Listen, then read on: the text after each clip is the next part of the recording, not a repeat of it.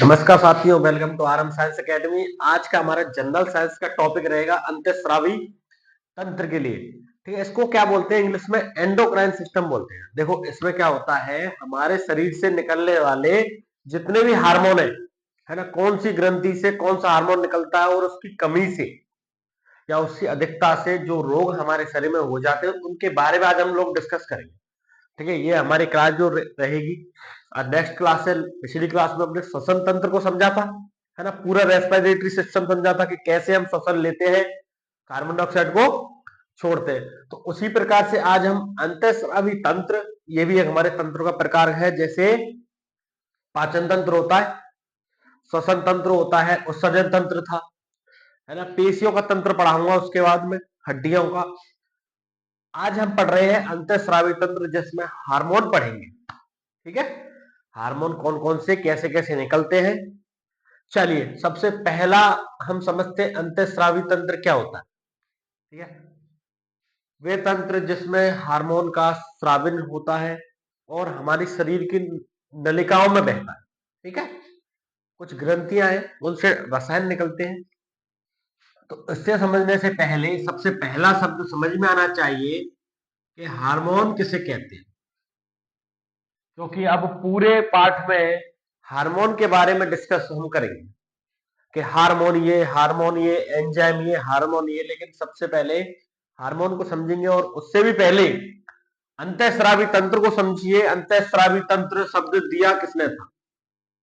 भाई, हमें paper crack करना है, हमें नॉलेज ज्यादा नहीं चाहिए, हमें पेपर को क्रैक करना है। तो सबसे पहला क्वेश्चन यही बनता है कि अंतःस्रावी तंत्र शब्द किसने दिया था? तो वैज्ञानिक का नाम लिखेंगे बर्नार्ड। ठीक है, बर्नार्ड नाम के वैज्ञानिक थे, उन्होंने अंतःस्रावी तंत्र शब्द दिया। अब इसके फादर, अब अंतःस्रावी तंत्र के फादर या जनक कौन है? जनक का नाम भी याद रखना, उसको है थॉमस एडिशन। ठीक है, इसके पिता कौन कहे जाते हैं? पेपर में क्वेश्चन आएगा, अंतःस्रावी तंत्र के जनक या फादर कौन है? तो वैज्ञानिक कौन है? Thomas Edison. अगला पॉइंट लिखिए कॉपी में, इसके अध्ययन को क्या बोलते हैं? ये पूरा हम सिस्टम पढ़ेंगे, इस अध्ययन को बोलते हैं एंडोक्रिनोलॉजी।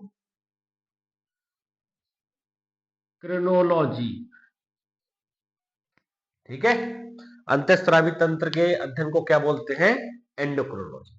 ठीक है, अब 3 पॉइंट याद हुए। अब उसके बाद हम समझेंगे हार्मोन। अब हार्मोन शब्द किसने दिया था? एक तो ये क्वेश्चन है, दिया था सर स्टर्लिंग वैज्ञानिक। ठीक है, हार्मोन शब्द किसने दिया है? स्टर्लिंग। अब ये बना किसका होता है? ये साथियों बना होता है प्रोटीन का। इसमें प्रोटीन होती है, अमीनो अम्ल होते हैं, अमीनो एसिड जिनको बोलते हैं, और स्टेरॉयड पदार्थ, स्टेरॉयड पदार्थों से मिलकर बना होता है यह हार्मोन। ठीक है, हार्मोन के बारे में बात के शब्द किसने दिया? स्टर्लिंग ने। किसका बना होता है? जी सर, प्रोटीन, अमीनो अम्ल और स्टेरॉयड पदार्थों का।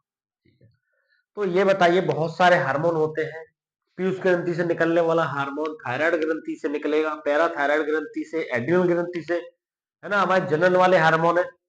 अब सबसे पहला हार्मोन जो खोजा गया था, वो खोजा गया था सिक्रेटिन नाम।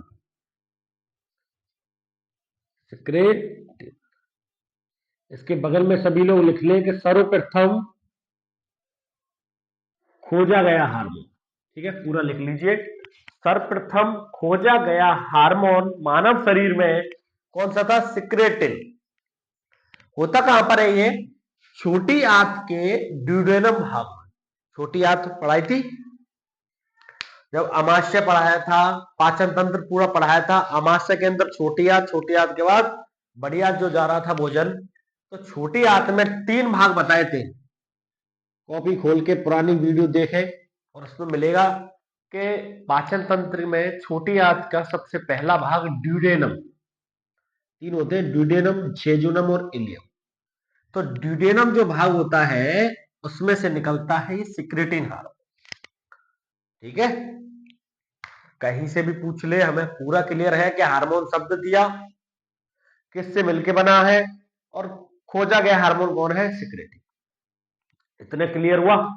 और ये हार्मोन के बारे में ये बात है, अंतःस्रावी तंत्र के बारे में।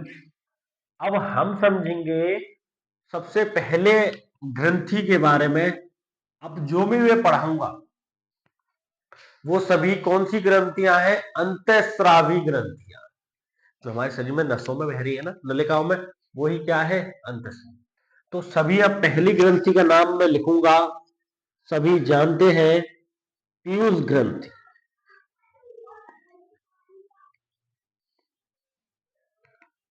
हेडिंग डालने पीयूष ग्रंथि, और पीयूष ग्रंथि के बारे में अब मैं आपको समझाता हूं। ठीक है, अब ये सारा शब्द वब्द सब लिख लिया, स्क्रीनशॉट ले लीजिए। अब देखेंगे पीयूष ग्रंथि। अब पीयूष ग्रंथि कहाँ होती है शरीर में? पीयूष ग्रंथि होती है साथियों हमारा मस्तिष्क पूरा। इस मस्तिष्क के तीन भाग होते हैं, अग्र मस्तिष्क, मध्य मस्तिष्क और पश्चिम मस्तिष्क। तो आगे वाले मस्तिष्क में होती है पीयूष ग्रंथि। उसमें भी पूरा क्या है, अग्र मस्तिष्क में एक स्फिनोइड हड्डी होती है ना। जब हड्डी बताई थी तो हड्डियों में होता है स्फिनोइड हड्डी। स्फिनोइड हड्डी के बीच खाते में, जैसे इस प्रकार की कोई खोपड़ी है ना, दो पार्ट है इसके, एक इधर वाला एक इधर वाला। इसको बोला मैंने अग्र मस्तिष्क, ये मध्य, और ये पीछे वाला पश्चिम। ठीक है, इसमें इस प्रकार के भाग बने हुए हैं। तो आगे वाले भाग में यहां पर एक हड्डी होती है, स्फिनोइड नाम है उसका, स्फिनोइड। उसमें एक खांच होती है, उसको बोलते हैं सेला टर्सिका। क्या बोलते हैं, सेला टर्सिका। तो यहां पर ये ग्रंथि स्थित होती है जिसको बोलते हैं पीयूष ग्रंथि। और यहीं पर ही कौन सा भाग होता है हमारे मस्तिष्क का, हाइपोथैलेमस।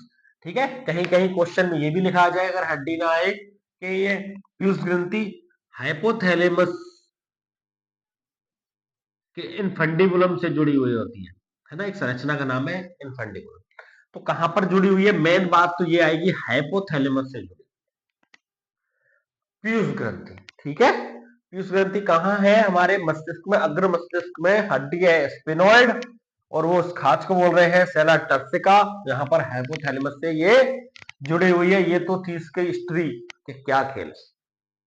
अब मैं आपको बताता हूं पीयूष ग्रंथि के बारे में सबसे इंपॉर्टेंट और क्वेश्चन, और स्टार लगा लीजिए कि पीयूष ग्रंथि को मास्टर ग्रंथि बोला जाता है।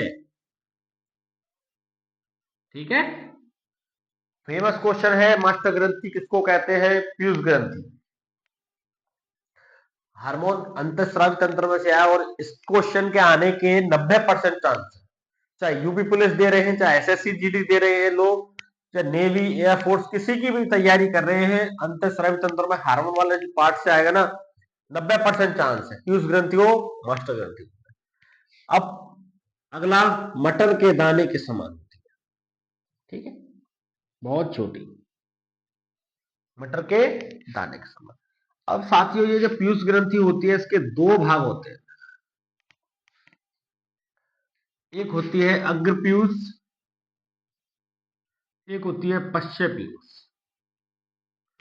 ठीक है, छोटा सा चार्ट बनाकर समझाता हूं।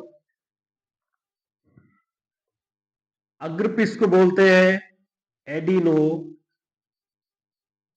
हाइपोफाइसिस। ठीक है, अग्र पीयूष को बोला जाता है एडिनो हाइपोफाइसिस, इसको बोलते हैं नीरो हाइपोफाइसिस। पश्च पीयूष को नीरो हाइपोफाइसिस। ठीक है, अब ये साथियों ये इसलिए बताया है क्योंकि सेकंड ग्रेड के लोग तैयारी कर रहे हैं, एनटीपीसी का हमें दूसरा लेवल भी देना है ना। पहले लेवल तक की तो बात हो गई, जो सीजीएल की तैयारी कर रहे हैं, जो ग्रेजुएशन लेवल के जो पेपर है ना उसमें अंदर तक आने लग गया कि पीयूष ग्रंथि के एडिनो हाइपोफाइसिस में कौन कौन से हार्मोन है और नीरो हाइपोफाइसिस में कौन कौन से हार्मोन है। या इनमें से अग्रपीयूष के कौन से हार्मोन है, बताइए गलत कौन सा है बताइए। तो एक बार तो मैं आपको पूरे क्रम से बता देता हूं, इसमें 5 से 6 हार्मोन है। पहला है वृद्धि hormone STH,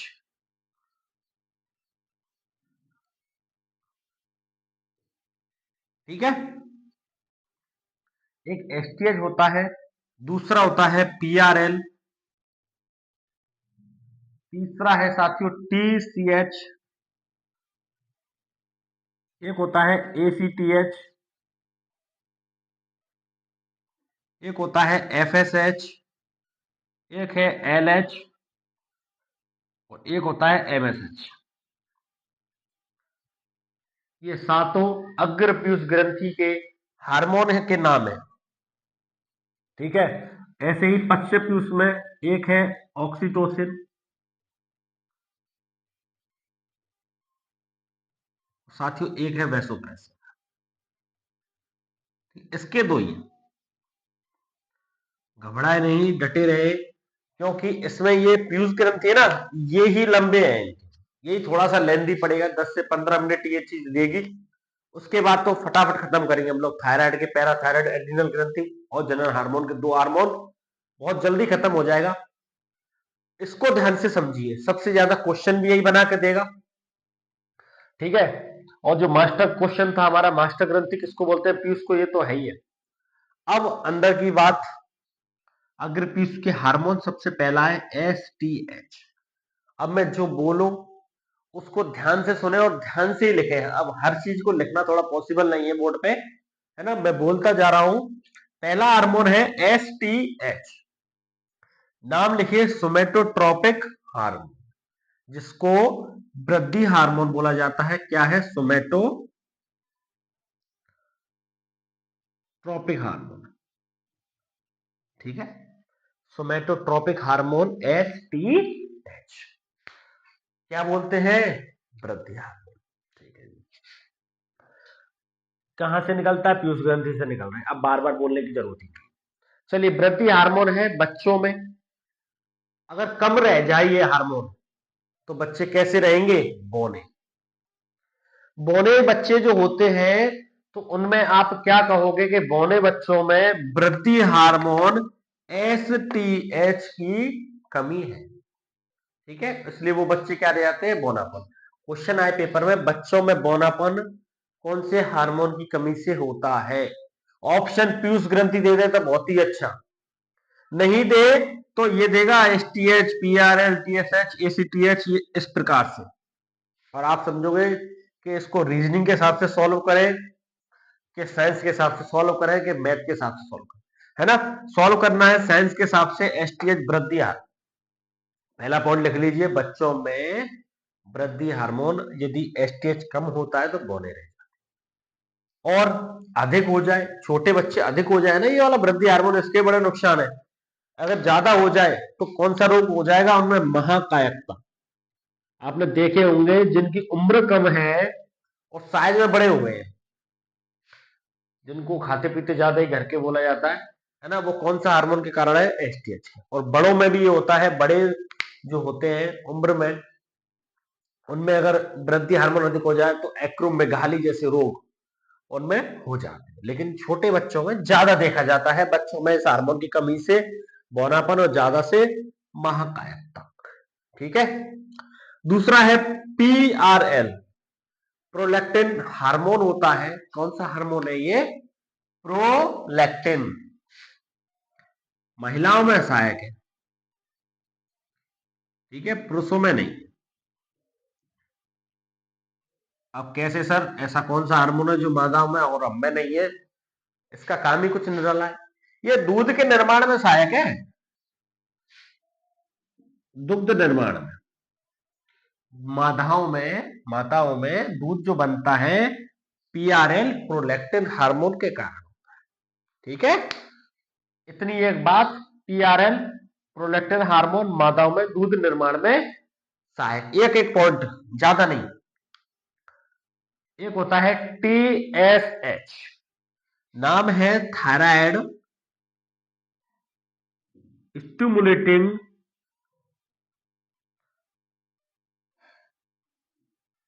hormone, thyroid stimulating hormone. तो थायराइड से आपको साफ समझ में आ रहा है कि थायराइड हार्मोन को, थायरोक्सिन हार्मोन को स्रावित करता है। थायरोक्सिन स्रावित होगी, यदि थायरोक्सिन स्रावित नहीं हो तो उसमें कौन सा रोग हो जाएगा, घेंगा रोग, जिसको गलघंट रोग भी बोलते हैं, वो इन्हीं के कारण है, टीसीएच, है ना। इसका एक थायराइड ग्रंथि में ज्यादा पढ़ाया जाएगा, इसमें कम है। दूसरा है एसीटीएच, इसकी क्या फुल फॉर्म है, एडिनो कॉर्टिको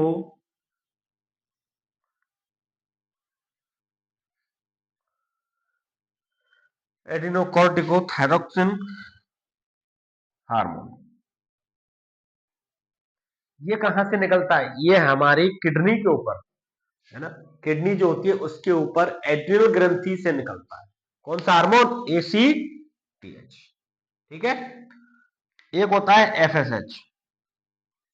एफएसएच क्या करता है साथियों, इसकी फुल फॉर्म याद कीजिए, फॉलिकल स्टिमुलेटिंग हार्मोन। ये क्या है, नरों में, है ना, आदमियों में शुक्राणु के निर्माण में और मादाओं में अंडाणु के निर्माण, ठीक है, में सहायक होता है एफएच, ठीक है। ये हार्मोन दोनों में पाया जाता है, नर और मादा में, मतलब आदमी और लेडीज में दोनों में है। और मेन में शुक्राणु का निर्माण करेगा और मादाओं में अंडाणु का निर्माण करेगा। कौन सा हार्मोन है, एफएसएच। याद करना, फॉलिकल स्टिमुलेटिंग हार्मोन, मतलब स्टिमुलेटिंग का मतलब होता है प्रेरक हार्मोन, है ना। हिंदी में इस प्रकार से लिखा जाएगा, जैसे फॉलिकल को फॉलिकल ही बोलते हैं, फॉलिकल प्रेरक हार्मोन, ठीक है। एक होता है एलएच, एलएच को बोलते हैं ल्यूटीजाइंग, ल्यूटीजाइंग प्रेरक हार्मोन, है ना। ल्यूटीजाइंग हार्मोन क्या करता है, मादाओं में अंडाशय जो होता है, ओवरी, है ना,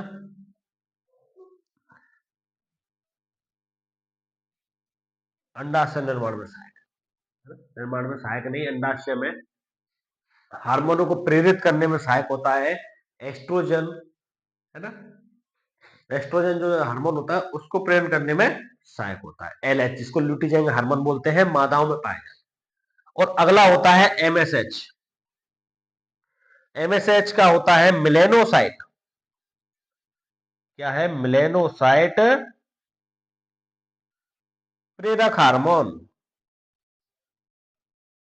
इसका क्या काम है जी, इसमें मिलेनिन, मिलेनिन नाम का वर्णक होता है जो त्वचा के गहरे रंग को, काले सांवले को, है ना, प्रेरित करता है। त्वचा का जो रंग होगा वो एमएसएच हार्मोन के कारण, है ना। किसी में आदमी ज्यादा सफेद है, एमएसएच हार्मोन ज्यादा है ना। इसको बोलते हैं मिलेनोसाइट प्रेरक हार्मोन, जिसमें मिलेनिन वर्णक होता है जो त्वचा के रंग को गहरा और हल्का बनाता है, जो कहां से निकलता है, पीयूष ग्रंथि से।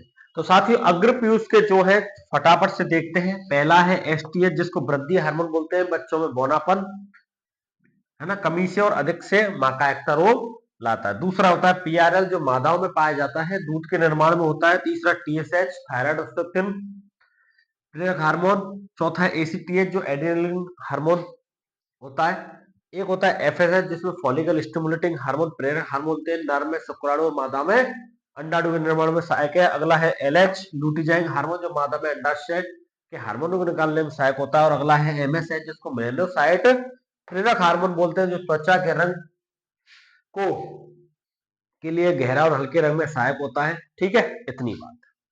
अब बात दूसरी देखिए, पश्च पीयूष की, स्क्रीनशॉट ले लीजिए।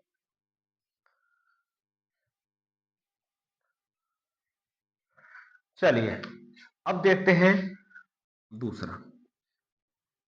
पश्च पीयूष के दो ही हैं। पहला है ऑक्सीटोसिन। ऑक्सीटोसिन क्या करता है, मादाओं में निकलता है जब, और एक काम इसका दूध के निर्माण में भी, है ना।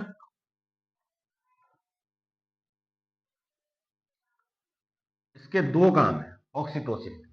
इसको पिटोसिन हार्मोन भी बोलते हैं, क्या, पिटो,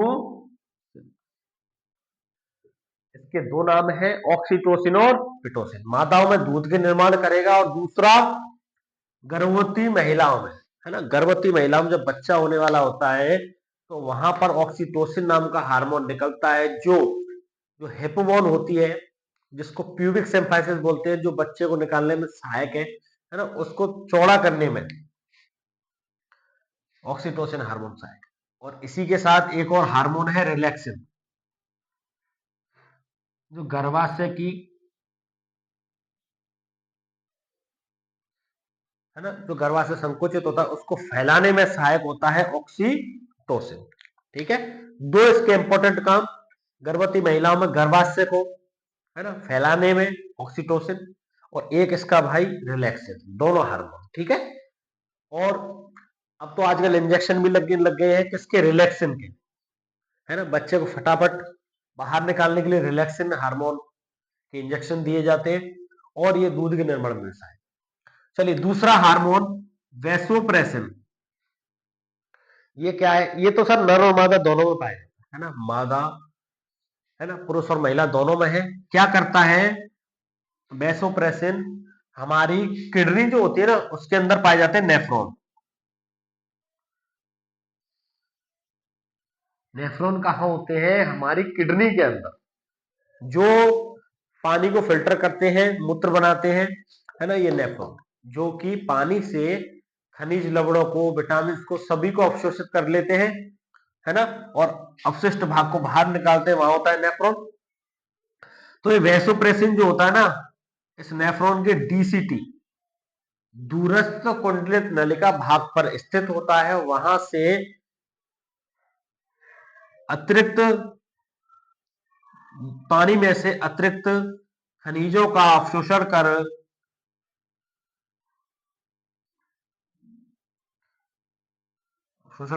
मूत्र बनाता है। ठीक है, तो मूत्र बनाने में कौन सा हार्मोन सहायक है, वैसोप्रेसिन, है ना। किडनी फटाफट फटाफट काम करेगी, जैसे हम फिल्टर वाला पानी पी लेते हैं तो फिल्टर वाले पानी में ज्यादा खनिज लवणों को अवशोषित करने की मात्रा होती नहीं, फटाफट से अवशोषित कर लेगा और मूत्र बनाया, तो वहां पे वैसोप्रेसिन काम करता है अच्छी तरह से, है ना। और एक आप नाले का गंदा पानी पी ले जिसमें कीटाणु जीवाणु ज्यादा है, वहां से उस पानी को, उसमें से खनिजों को निकालना, अवशोषित करना बड़ा मुश्किल होता है, वहां वैसोप्रेसिन का कार्य धीमा हो जाएगा, है ना, धीमा हो जाएगा। और इसकी सूचना फटाफट किसको देगा, लीवर को, तो लीवर अपने रसायन छोड़ेगा, है ना, जब तक उसमें दम होती लीवर काम करता ही। ठीक है, ये वैसोप्रेसिन हार्मोन कहाँ है, मूत्र के निर्माण। अगर ये कम हो जाए, इसमें अगर कार्य करने में दिक्कत हो गई तो क्या होगा, आपको डायबिटीज जैसे रोग हो जाएंगे, जिसमें मूत्र बार बार आएगा और पानी फिल्टर नहीं होगा। पानी फिल्टर करने के लिए मशीन में ये कौन सा हार्मोन है, वैसोप्रेसिन। साथियों ये तो हमारा आज पीयूष ग्रंथि के बारे में पूरी चर्चा हुई, है ना, इसको देखिए और इसके बाद फटाफट से और हार्मोन है उन्हीं को देखते हैं, स्क्रीनशॉट लीजिए।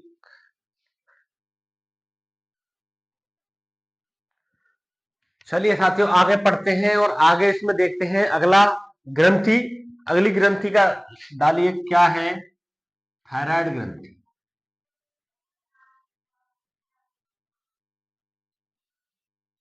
थायराइड ग्रंथि, ग्रंथि को क्या बोलते हैं, ठीक है। थायराइड ग्रंथि को पढ़ेंगे तो थायराइड ग्रंथि को हिंदी में बोलते हैं अवटु ग्रंथि, आवटु, पेपर में आता है अवटु ग्रंथि। ठीक है, थायराइड ग्रंथि कहाँ स्थित होती है, हमारे गले में। कल श्वास नली पढ़ाई थी, इस प्रकार से नली, है ना, यहाँ पे हमने बताई थी श्वास नली, तो श्वास नली के दोनों ओर स्थित होती है, एक जोड़ी होती है, कितनी होती है, एक जोड़ी। कौन सी ग्रंथि, थायराइड ग्रंथि कहां पर स्थित है, श्वास नली के ऊपर। ठीक है, अब इसका काम सुनिए, थायराइड ग्रंथि का कौन सा हार्मोन निकलेगा इससे, थायरोक्सिन। कौन सा हार्मोन निकलता है, thyroxine, thyroxine, thyroxine, thyroxine hormone निकलता है। ये थायरोक्सिन भी दो प्रकार का होता है, एक होता है T3, एक होता है T4। देखो ये हार्मोन क्या करता है, हमारे शरीर में जो हमारी उपापचयी दर होती है, बेसल मेटाबॉलिक रेट, है ना, बीएमआर जो होती है, उसको नियंत्रित करता है थायराइड हार्मोन। थायराइड हार्मोन जो शरीर की जो क्रिया चल रही है, ताप को नियंत्रित कर रही है, जो पूरी की पूरी प्रोसेस है, उसको बोलते हैं बीएमआर, है ना, उसको नियंत्रित करती है थायराइड ग्रंथि। इसमें भी हार्मोन कितने हैं, दो, T3 और T4। एक थायराइड होती है जिसमें आदमी पतले होते चले जाते हैं, और एक थायराइड होती है जिसमें आदमी मोटे होते चले जाते हैं, और उसमें क्या होता है, थायराइड हार्मोन अधिक होता है। ठीक है। अब थायराइड हार्मोन जो होगा ना, थायरोक्सिन, इसकी कमी से एक फेमस रोग होता है, ये भी कह देते हैं आयोडीन की कमी से हुआ है। वो कौन सा हार्मोन, वो है गलगंट रोग, जिसको घेंगा और इंग्लिश में गॉइटर भी बोलते हैं। गॉइटर रोग थायराइड ग्रंथि के थायरोक्सिन हार्मोन की कमी के कारण होता है, सबसे इंपॉर्टेंट, और मार्क कर लीजिए, पेपर में आता है। ठीक है, गलगंट रोग इसी से, थायराइड ग्रंथि के थायरोक्सिन हार्मोन से। ठीक है। अगली ग्रंथि है पैराथायराइड। पैराथायराइड, इसको बोला था अब2, इसको बोलते हैं पराब2, पराब2 ग्रंथि। साथियों ये तो होती है एक जोड़ी, और ये होती है दो जोड़ी। थायराइड ग्रंथि तो होती है श्वास नली के ऊपर, और पैराथायराइड होती है थायराइड ग्रंथि के ऊपर। जैसे थायराइड ग्रंथि इस प्रकार से होती है, इसी के ऊपर एक एक जोड़ी ये पैराथायराइड ग्रंथि स्थित होती है। अब इसमें हार्मोन कौन सा निकलता है, इसमें थायरोक्सिन था, इसमें पैरा लग गया तो पैराथायरोक्सिन हो गया। सिमिलर काम है। यहाँ पे आयोडीन की कमी से एक रोग हुआ था, और इसमें शरीर में कैल्शियम और फास्फोरस को नियंत्रित करना। हमारे शरीर में हम दूध अधिक से अधिक पीते चले जाएं, कैल्शियम की दवाइयां खाते चले जाएं, तो हमारे शरीर में कैल्शियम ज्यादा हो जाएगा, हड्डियां ज्यादा ही मजबूत हो जाएंगी, है कि नहीं। तो इस कैल्शियम की मात्रा को नियंत्रित करने के लिए, कि कैल्शियम का हमारे शरीर में लेवल बना रहे, उसके लिए पैराथायराइड ग्रंथि से निकलेगा हार्मोन पैराथायरोक्सिन। ठीक है। ये पैराथायरोक्सिन हार्मोन क्या करता है, शरीर में कैल्शियम और फास्फोरस को नियंत्रित करता है। कितनी होती है सर जी, दो जोड़ी होती है, एक एक जोड़ी एक एक थायराइड ग्रंथि के ऊपर स्थित। कहां पर है, थायराइड ग्रंथि के ऊपर स्थित होती है। और थायराइड ग्रंथि का स्थित है श्वास नली, या सांस की नली, थायराइड ग्रंथि, उसके ऊपर पैराथायराइड। ठीक है, पैराथायरोक्सिन निकाल दिए। और एक और सुन लीजिए, इसका रोग, रोग का नाम है ऑस्टियोपोरोसिस। ऑस्टियोपोरोसिस।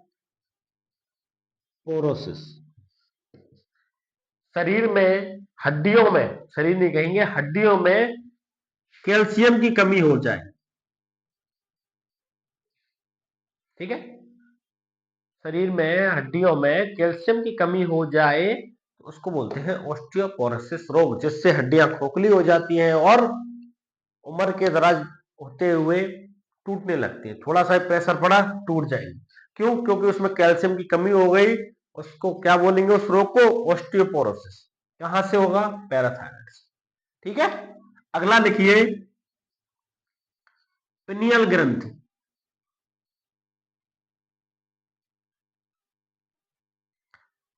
अगली ग्रंथि का नाम है पिनियल ग्रंथि। हार्मोन का नाम लिखिए, मस्तिष्क में पाई जाती है, इसको, है ना, यहां पर होगी, इधर बिल्कुल मिडिल में। और हार्मोन का नाम है मेलाटोनिन, या मेलेटोनिन। कौन सा हार्मोन निकलता है, मेलेटोनिन। इसका काम क्या है, देखो, इसको सबसे पहले तो हम बोलेंगे मनुष्य की तीसरी आंख। इस ग्रंथि को बोलते हैं मनुष्य की तीसरी आंख, या जैविक घड़ी। क्या करती है, देखो, सबसे पहले स्थिति ध्यान करिए कि पिनियल ग्रंथि कहां पर होती है, हमारी दोनों आंखों के बीच में, मिडिल पॉइंट। ठीक है। और कौन सा हार्मोन निकाल रही है, मेलेटोनिन। क्या बोल रहे हैं, मनुष्य की तीसरी आंख या जैविक घड़ी। ये क्या करती है, हमारी 24 घंटे की 24 घंटे की दिनचर्या को मेंटेन करती है। मतलब ये है 24 घंटे की दिनचर्या को मेंटेन कैसे, आपने एक टाइम टेबल बना लिया और आप काफी वर्षों से सुबह 5 बजे उठते हैं, है ना, 7 बजे लंच करते हैं या ब्रेकफास्ट करते हैं, 6 बजे व्यायाम कर रहे हैं, है ना, 10 बजे स्कूल जा रहे हैं, जो भी है प्रोसेस, और उसके बाद घूमते हुए रात्रि 10 बजे ही आपको नींद आने लग जाती है ना, एक क्रम बन जाए, किसी को 12 बजे नींद आती है, किसी को दिन में नींद ज्यादा आती है ना, उसकी एक जो दिनचर्या बन जाती है, वो दिनचर्या को मेंटेन करती है ये पिनियल ग्रंथि, है ना। किसी को सुबह उठा नहीं जा रहा है, तो क्यों नहीं उठा जा रहा है, इस ये पिनियल ग्रंथि की वजह से, है कि नहीं। जब ये ग्रंथि सही कार्य करेगी, हमारी पूरी दिनचर्या, जो बायोलॉजिकल इसको क्लॉक बोलते हैं, क्या बोलते हैं, जैविक घड़ी, क्योंकि हमारी पूरी प्रोसेस को काम करती है। ठीक है, सुबह सुबह किसी को कुछ करने की आदत है, कभी कुछ करने की किसी को आदत रहती है ना, वो आदतों को मेंटेन कौन सी ग्रंथि कर रही है, पिनियल ग्रंथि। ऐसा तो नहीं है जैसे समय देखते हुए आप सोचे कि आज हम ये कर ले, है ना, आज ये नहीं करे, हमने वो कर ले, तो इस प्रकार से जो पूरी क्रिया है ना, इसको नियंत्रित कर रही है पिनियल ग्रंथि, है ना। वो ही मन में आता है यार वो चीज हो जाए, है ना। रात्रि के समय कुछ लोगों को 7 बजे 8 बजे कुछ खाने पीने का मन करे, तो वो क्या है, अंदर से बोलते हैं ना कि अरे यार मेरे को अंदर से उठ रहा है ना, कि ये होना चाहिए, तो कौन है, वो पिनियल ग्रंथि है जो हमसे वो कार्य करवा रही है। ठीक है, पिनियल ग्रंथि का काम समझ में, मेलाटोनिन हार्मोन के कारण है, और दिनचर्या को बदला भी जाता है ना, आदत जो बन जाती है उस आदत को तोड़ने के लिए तोड़ा जाए। पिनियल ग्रंथि हो गई। अब दो जनन के हार्मोन है मेल में, है ना, में, नर में जनन का कौन सा हार्मोन होता है, लिख लीजिए, प्रोजेस्टेरोन, जो शुक्राणु निर्माण में सहायक है, प्रोजेस्टेरोन। और फीमेल का लिख लीजिए,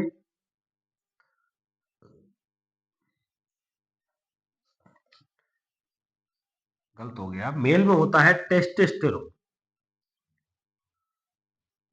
ठीक है, महिला में होते हैं दो, प्रोजेस्टेरोन और एस्ट्रोजन। ठीक है, दो हार्मोन है, मानव में मेल होगा, लड़के जो होंगे उन सब में कौन सा हार्मोन होगा, टेस्टोस्टेरोन, जो जनन का हार्मोन होता है, और नर में शुक्राणु के निर्माण में भी ये सहायक होता है। आदमियों में है टेस्टोस्टेरोन और महिलाओं में है प्रोजेस्टेरोन और एस्ट्रोजन, है ना। ये क्या करता है, अंडाणु के निर्माण में सहायक होता है। जो बताए थे ना दो, एफएसएच और एलएच, इन्हीं के अंदर होते हैं। ठीक है, जो पीयूष ग्रंथि से हार्मोन निकलते हैं, फॉलिकल स्टिमुलेटिंग हार्मोन और लुटियन हार्मोन, प्रोस्टोन और एस्ट्रोजन के अंदर। इतना लीजिए, एक ग्रंथि लास्ट रह गई है, एड्रिनल ग्रंथि, उसको और कवर करते हैं, फिर हमारा ये चैप्टर पूरा हो जाएगा।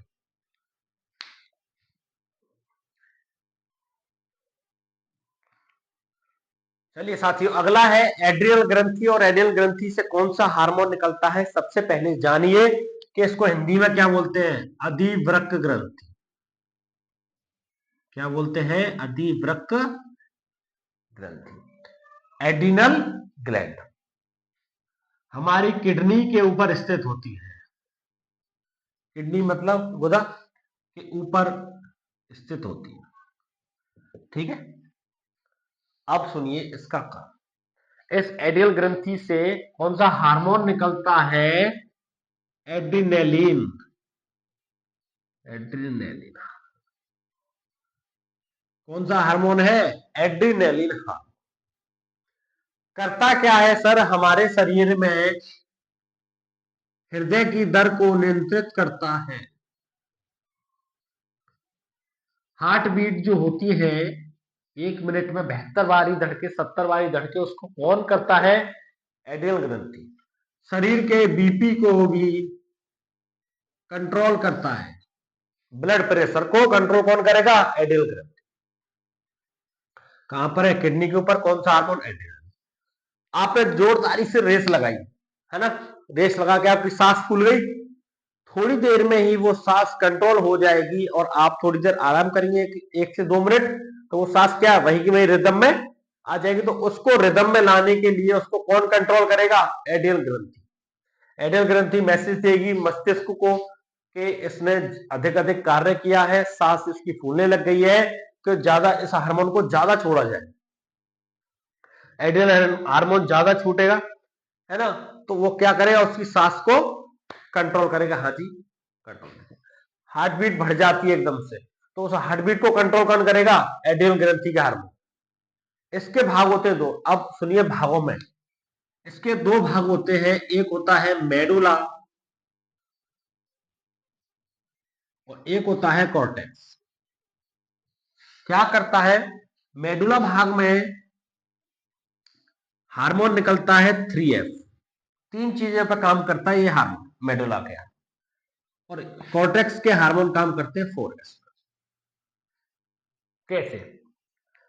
भाई साहब, संकटकालीन हार्मोन बोलते हैं इसको।